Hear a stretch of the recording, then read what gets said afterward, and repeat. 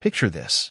You've built a multi-million-dollar empire, given everything to your family, but when your heart literally starts to fail, you realize they only care about your money. Meet Emma Wilson, a 45-year-old powerhouse from Seattle, who faced betrayal from those she loved most. But when they came crawling back for her fortune, Emma had a jaw-dropping surprise waiting. Ready to dive into her story of strength and justice? Let's go. The morning sun barely peeked over the misty hills of Bellevue, a posh Seattle suburb, as Emma Wilson sat on her wraparound porch. A steaming mug of coffee warmed her hands, its rich aroma mingling with the crisp Pacific Northwest air. At 45, Emma was the picture of success, a self-made businesswoman who'd turned her late father's small construction firm into a $50 million empire.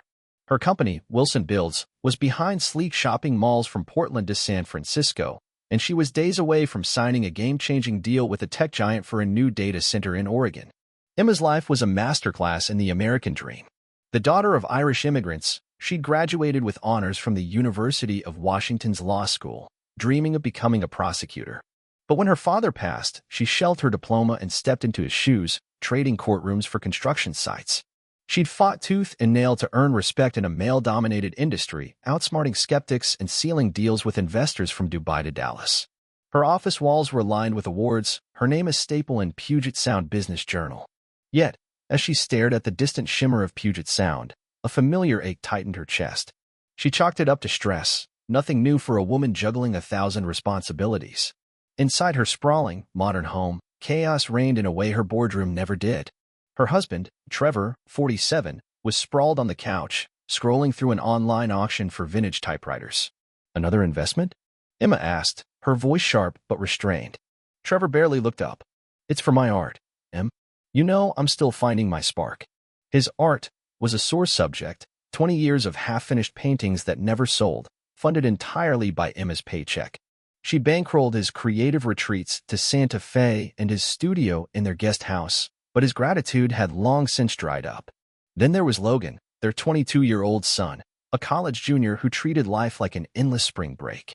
The roar of his Jeep Wrangler, bought with Emma's $60,000, announced his arrival as he stumbled in, reeking of last night's party. "Mom, I need $5,000 for Coachella." "It's like networking," he said, scrolling his phone without meeting her eyes. Emma's jaw tightened. "What about your economics degree? Finals are in 2 weeks." Logan rolled his eyes. "Chill, Mom. I'll figure it out." Emma felt the ache in her chest deepen, but she pushed it down. She'd always been the rock, steady, unshakable. She'd raised Logan with every advantage: private tutors, soccer camps, a trust fund. Trevor, too, had everything he needed to chase his dreams. Yet neither saw her as anything more than a bottomless wallet. That evening, Emma escaped to a downtown Seattle wine bar to meet her college friends, Sarah and Kate. Over glasses of Sonoma Valley Pinot Noir, Sarah didn't hold back. "Emma, you're letting them walk all over you. You're not their maid or their ATM." Kate nodded. "When was the last time Trevor asked about you?" Or Logan said, "Thank you." Emma forced a smile, deflecting with a joke, but their words hit hard. She'd built a life most would envy, but at home, she was invisible.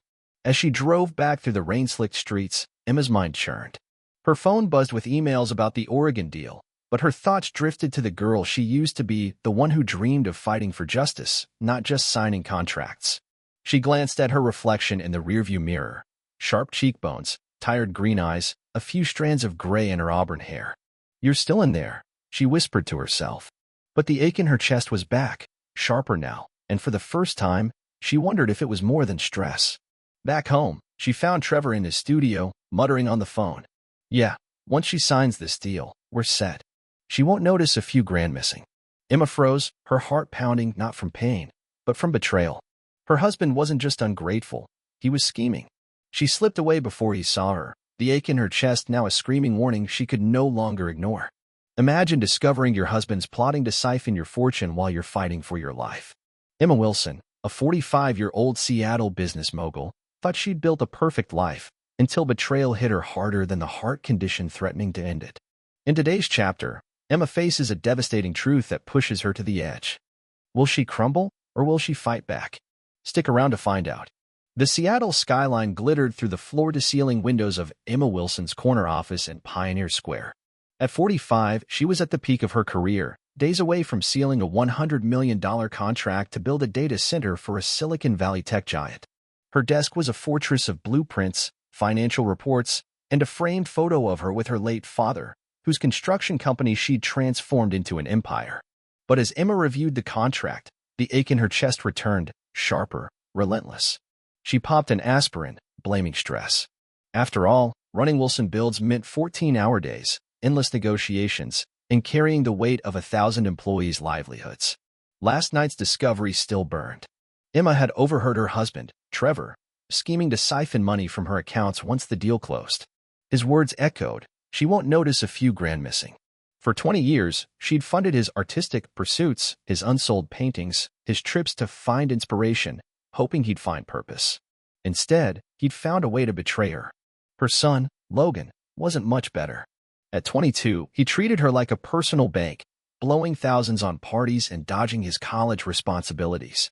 Emma had always justified their behavior, telling herself they'd grow up, appreciate her. Now, doubt not at her. She pushed the pain aside and headed to a downtown coffee shop to meet her assistant, Leah, a sharp 30-year-old who'd been with her for 5 years. Leah slid a tablet across the table, detailing the Oregon project. "Everything's on track, Emma. The investors are thrilled." Emma nodded, but her mind was elsewhere. "Leah, do you ever feel like you're carrying everyone else's weight?" Leah hesitated, then said, "You carry too much, boss. You deserve people who lift you up, not drag you down." The words stung, echoing her friend's warnings from the wine bar. Back home in Bellevue, the tension was palpable. Trevor was in his studio, tinkering with a canvas. Emma confronted him, her voice steady but cold. "I heard you last night, Trevor. Planning to borrow from my accounts." He froze, then forced a laugh. "You're paranoid, Em." "I was joking with a buddy." His lie was flimsy, but Emma didn't push. She was too exhausted, the chest pain now a constant companion. Logan burst in, oblivious to the mood. "Mom, I need $3,000 for a new laptop. Mine's trash." Emma's patience snapped. "What happened to the one I bought you 6 months ago?" Logan shrugged. "It's slow. Come on, you can afford it." That night, Emma couldn't sleep. The pain in her chest radiated to her arm, her breath shallow. She stumbled to the bathroom, splashing cold water on her face, but the world spun. She collapsed, her last thought a desperate plea. Not yet. She woke to sterile lights and beeping monitors in Seattle General Hospital. A young doctor, Dr. Patel, delivered the news. "Mrs. Wilson, you've had a pre-infarction event, a warning before a full heart attack. Chronic stress and high blood pressure are the culprits. We're recommending a pacemaker to stabilize your heart rhythm." Emma's mind reeled. A pacemaker? At 45? She felt like her body had betrayed her, just like her family. Dr. Patel urged immediate action, but Emma needed time to process. She made an unusual request. "Tell my family I have a serious but non-lethal condition. Don't mention my heart." The doctor raised an eyebrow but nodded. "I want to see who shows up for me, not my money," Emma explained. The next day, Leah arrived, her face etched with worry. "Emma, why didn't you tell me sooner? I've got the office under control, focus on you." Emma managed a weak smile, grateful for Leah's loyalty. Trevor showed up on day 3, clutching a cheap bouquet from the hospital gift shop. "Em, you scared me," he said, his voice rehearsed. "You're gonna be fine, right?" Before she could answer, he added, "You've updated your will, haven't you? Just, in case." Emma's stomach churned. He wasn't here for her, he was here for the payout. Logan didn't visit. He texted, "Heard you're sick. Get better, 'kay?" No calls, no follow-up. Emma stared at the message, her heart monitor beeping faster. She'd given him everything: private schools, cars, a trust fund, yet he couldn't spare an hour. The betrayal cut deeper than the pain in her chest. She thought of her father, who'd always said, "Family is your anchor." But her anchor was dragging her under. As she lay in the hospital bed, a familiar face appeared at the door. Jake, her childhood friend from Tacoma, stepped in, his warm brown eyes filled with concern. "Leah called me," he said, pulling up a chair. "Why didn't you tell me you were here?" Jake, now a successful restaurateur, had been her rock in their teens, the kid who'd shared his lunch when her family couldn't afford groceries. They'd lost touch when Emma's career took off, but his presence now felt like a lifeline. "I didn't want to burden anyone," she whispered. Jake took her hand. "You're not a burden, Em. You never were." For the first time in years, Emma let herself cry. Jake didn't flinch, just held her hand, his silence more comforting than words. As he left, promising to return, Emma felt a spark of resolve. Her family saw her as a cash machine, but Jake saw her. She wasn't done fighting, not for her health, not for her life, and definitely not for the truth. Emma Wilson lay in her hospital bed at Seattle General, the steady beep of the heart monitor a stark reminder of how close she'd come to losing everything. At 45, she'd built a $50 million construction empire, but the pre-infarction event that landed her here wasn't just a physical warning, it was a wake-up call. Her husband, Trevor, had revealed his true colors, scheming to siphon her money, while her 22-year-old son, Logan, couldn't be bothered to visit, sending only a curt text. The betrayal stung worse than the ache in her chest, but Emma wasn't ready to give up. Not yet. The sterile hospital room felt like a cage, its white walls closing in as Emma replayed Trevor's words from his visit. "You've updated your will, right?" His fake concern barely masked his greed. Logan's silence was louder, a confirmation that the son she'd raised with every privilege saw her as nothing more than a credit card. She'd always been the pillar, steady, unbreakable, but now cracks were showing. The doctor's words echoed. A pacemaker was her best shot at stabilizing her heart, but surgery loomed like a gamble she wasn't sure she could take. Her childhood friend Jake became her anchor. He visited daily, bringing takeout from his Tacoma restaurant, spicy ramen or fresh salmon rolls, a far cry from the hospital's bland trays. "You need real food to fight," he'd say, his warm smile easing the weight on her chest. One afternoon, as they shared a meal, Emma confessed, "Jake, I heard Trevor on the phone. He's planning to steal from me once I sign this Oregon deal." Jake's jaw tightened, but his voice stayed calm. "That's not a husband, Em. That's a leech. You deserve better." His words sparked something in her, a flicker of the fierce girl she'd been, the one who'd stood up to bullies in their Tacoma neighborhood. Jake reminded her of their teenage summers, sneaking onto the Puget Sound docks to dream big. "You wanted to be a lawyer, fight for justice," he said. "That fire's still in you. Don't let them snuff it out." Emma gripped his hand, tears welling. "I don't know if I'm strong enough anymore." Jake leaned closer. "You're stronger than you think. Always have been." His belief in her was a lifeline, pulling her back from despair. Leah, Emma's assistant, was another constant. She slipped into the room between visits, updating Emma on the company. "The Oregon contract is ready to sign, but I've stalled the investors," Leah said, her voice steady. "Focus on you. We've got this." Emma marveled at Leah's loyalty. At 30, she was more than an employee, she was the sister Emma never had. "Leah, if I don't make it," Emma started, but Leah cut her off. "Don't talk like that. You're Emma Wilson. You always make it." That night, alone with her thoughts, Emma made a decision. She wasn't just fighting for her health, she was fighting for her life, her dignity, her truth. She called her lawyer, Maria, a no-nonsense attorney who'd handled her company's contracts for years. "Maria, I need you to dig into Trevor's finances," Emma said, her voice firm despite the hospital gown.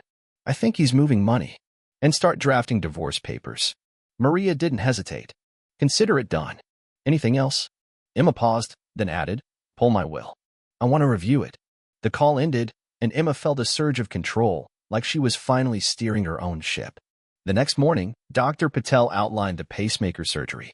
"Your bradycardia, slow heart rate, is causing these episodes," he explained.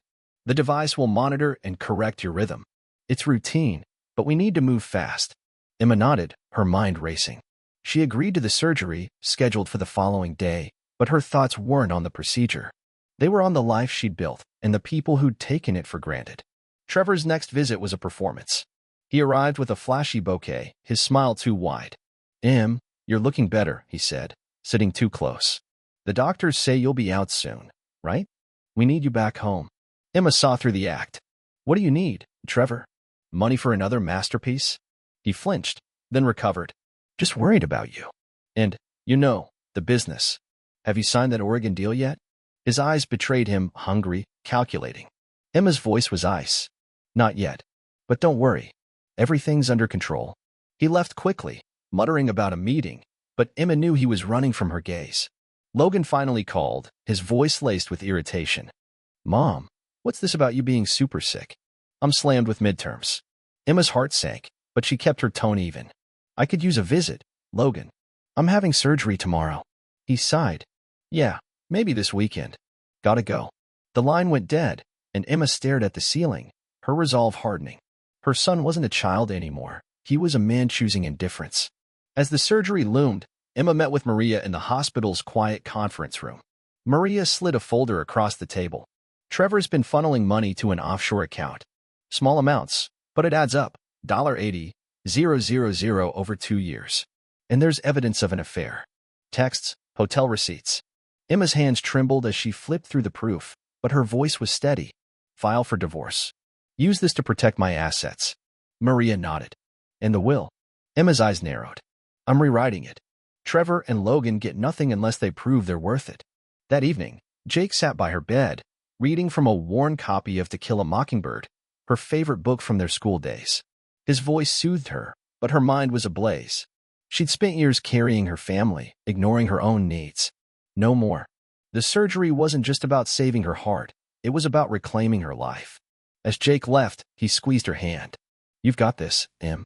I'll be here when you wake up. Emma closed her eyes, the heart monitor's rhythm steady for now.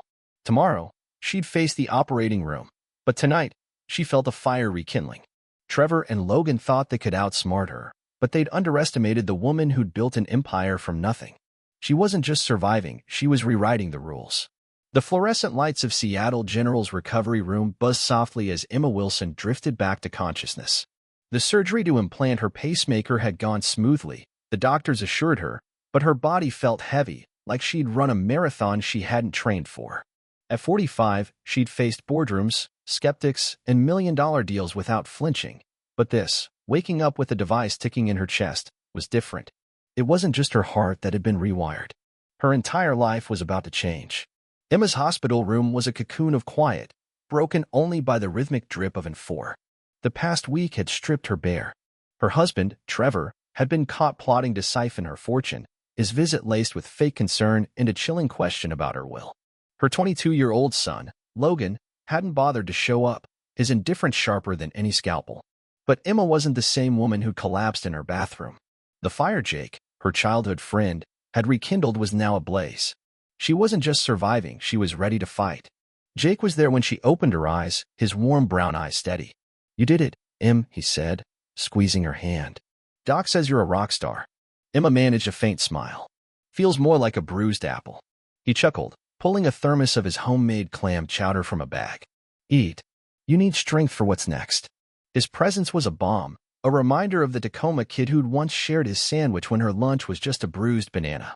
Jake didn't need to prove his loyalty, it was woven into every quiet moment he spent by her side. Leah, Emma's assistant, slipped in later, her tablet glowing with updates.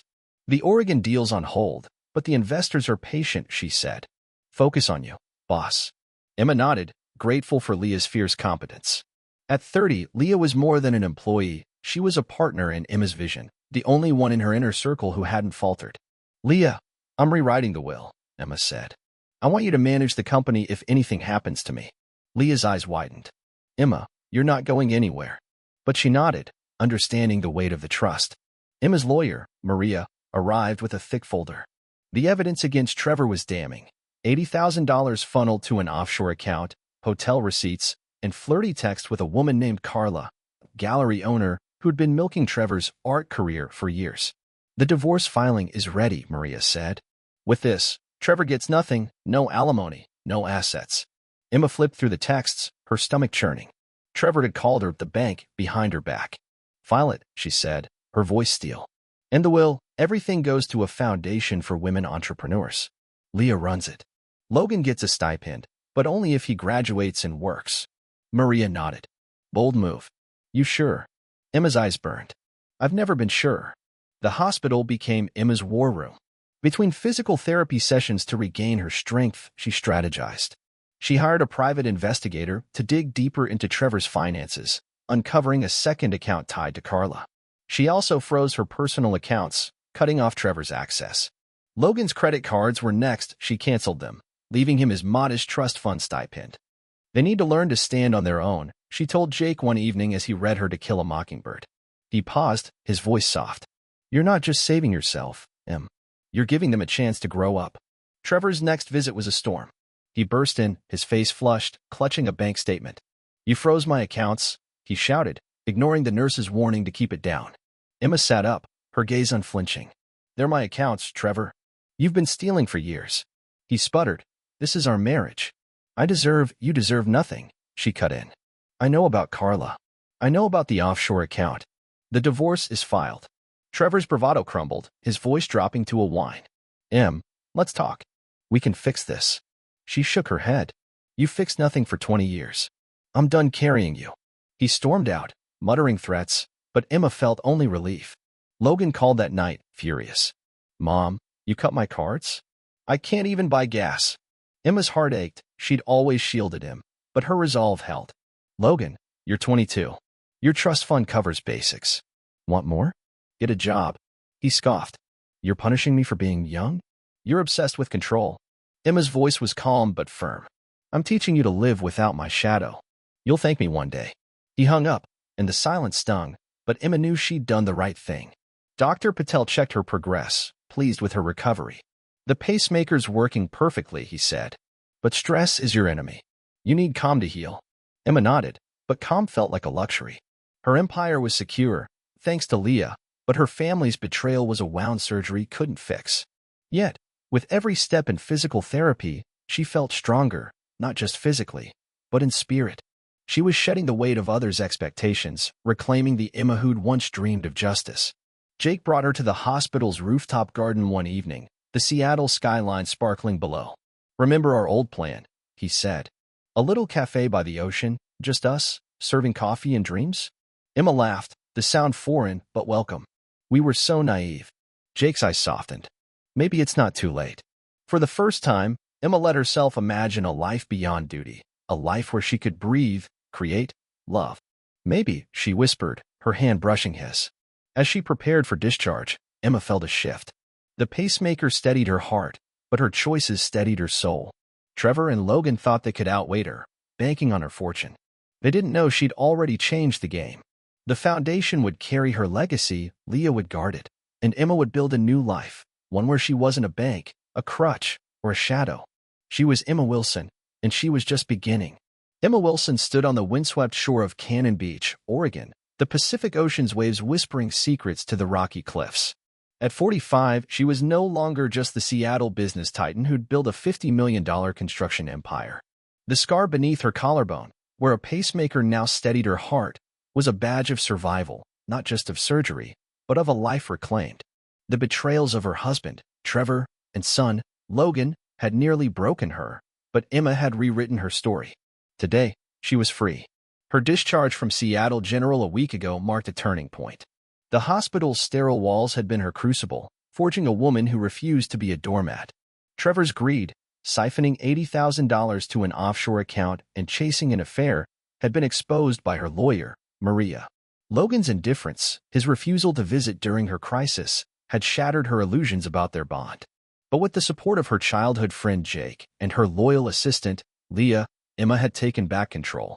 She'd frozen Trevor's accounts, cut Logan's credit cards, and rewritten her will, redirecting her fortune to a foundation for women entrepreneurs.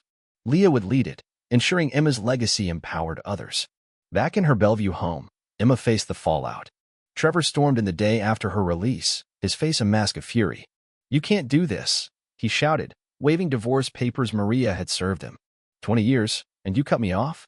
Emma stood tall in her living room, the Puget Sound glittering behind her.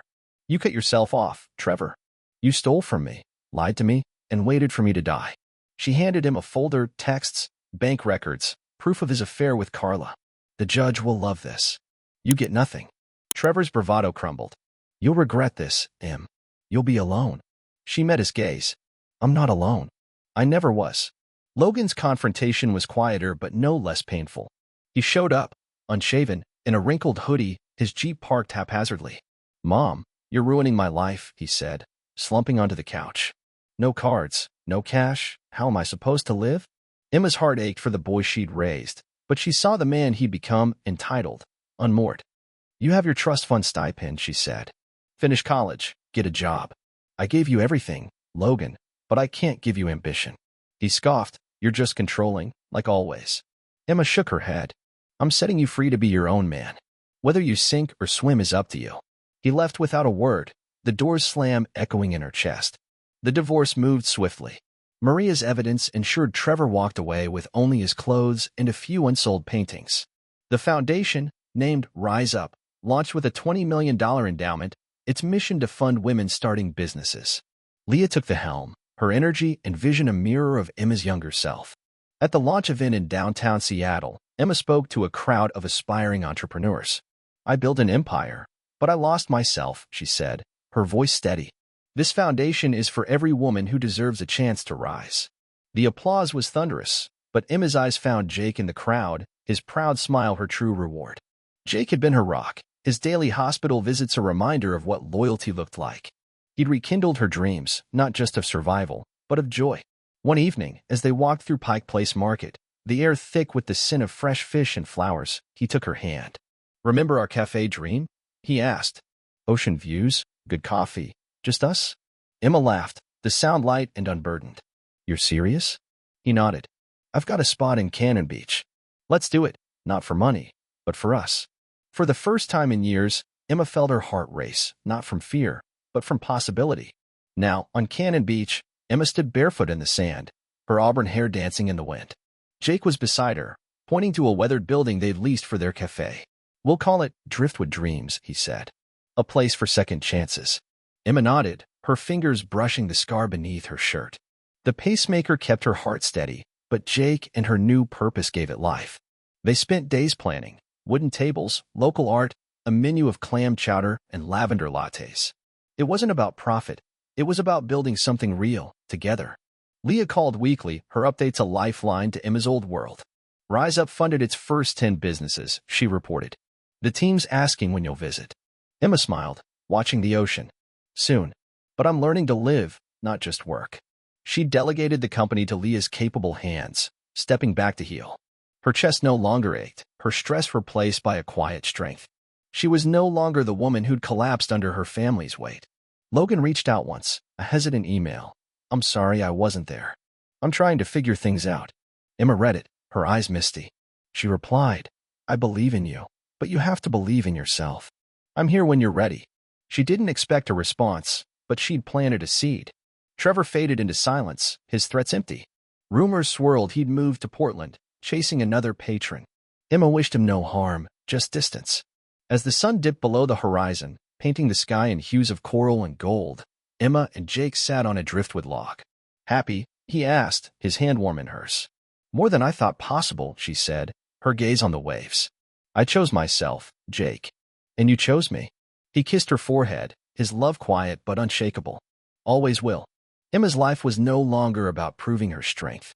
It was about living it, breathing deeply, loving fiercely, building dreams that weren't weighed by others' greed. The ocean roared, and she felt its rhythm sync with her own. She was Emma Wilson, not a bank or a shadow, but a woman who'd fought for justice and won.